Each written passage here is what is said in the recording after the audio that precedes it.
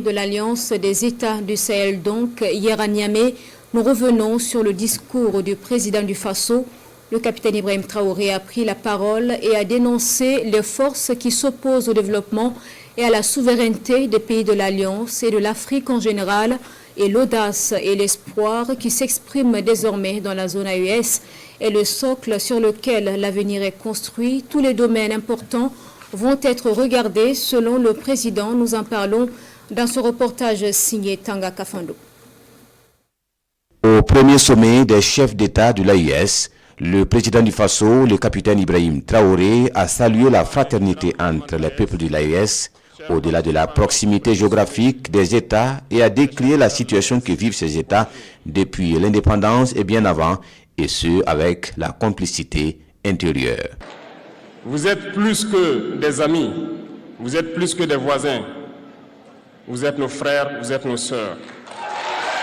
Parce que la fraternité va au-delà de l'amitié ou du voisinage. Nous avons le même sang qui coule dans nos veines. Dans nos veines coule le sang de ces vaillants guerriers qui ont combattu et qui ont réservé ces terres que nous appelons Mali, Burkina et Niger.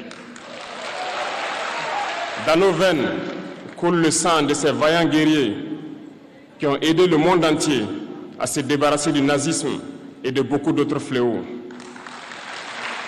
Dans nos veines coule le sang de ces vaillants guerriers qui ont été déportés d'Afrique vers l'Europe, l'Amérique, l'Asie ou je ne sais encore, et qui ont contribué à construire ces États pendant l'esclavage. Dans nos veines coule le sang d'hommes dignes, d'hommes robustes, d'hommes debout. Et pour cela, soyons-en fiers et soyez remerciés d'être ressortissants de l'AES. L'Afrique, ce continent qui a tant souffert et qui continue de souffrir du fait des impérialistes. Ces impérialistes n'ont qu'un seul cliché en tête. L'Afrique est l'empire des esclaves. C'est comme ça qu'ils voient l'Afrique. Pour eux, les Africains les appartiennent. Nos terres les appartiennent. Nos sous-sols les appartiennent. Ils n'ont jamais pu changer de logiciel jusqu'à aujourd'hui. C'est déplorable.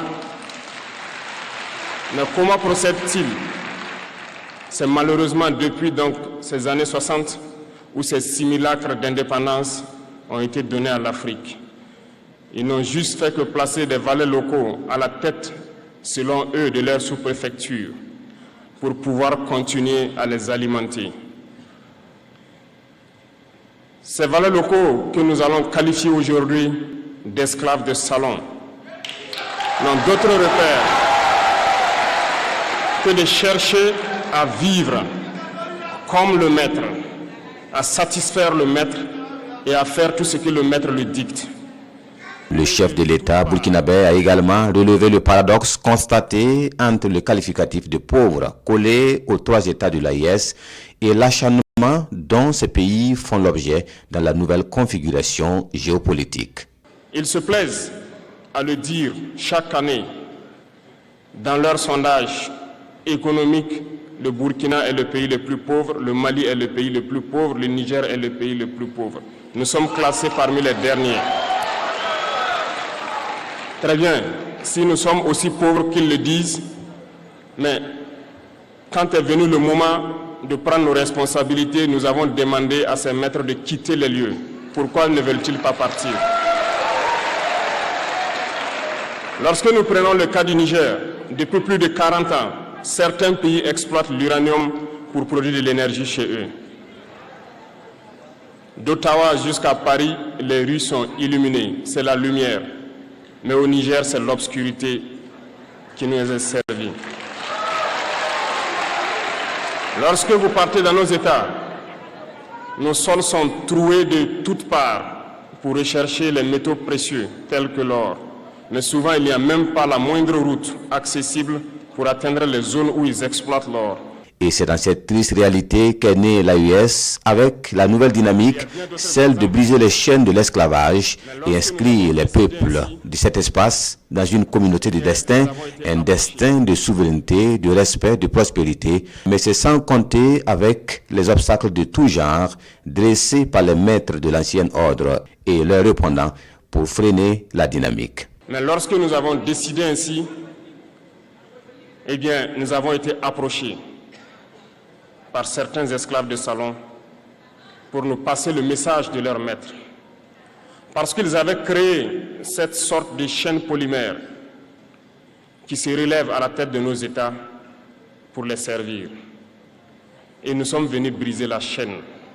Et c'est inconcevable pour eux. Ils nous ont donc approchés et ils nous ont demandé de rentrer dans les rangs pour faire partir de l'élite qui doit diriger l'Afrique, parce qu'ils ont une élite formée et formatée qui doivent suivre, qui sont incrustés dans cette chaîne-là. Nous avons refusé de rentrer dans leur rang. Et dès lors, les hostilités ont commencé.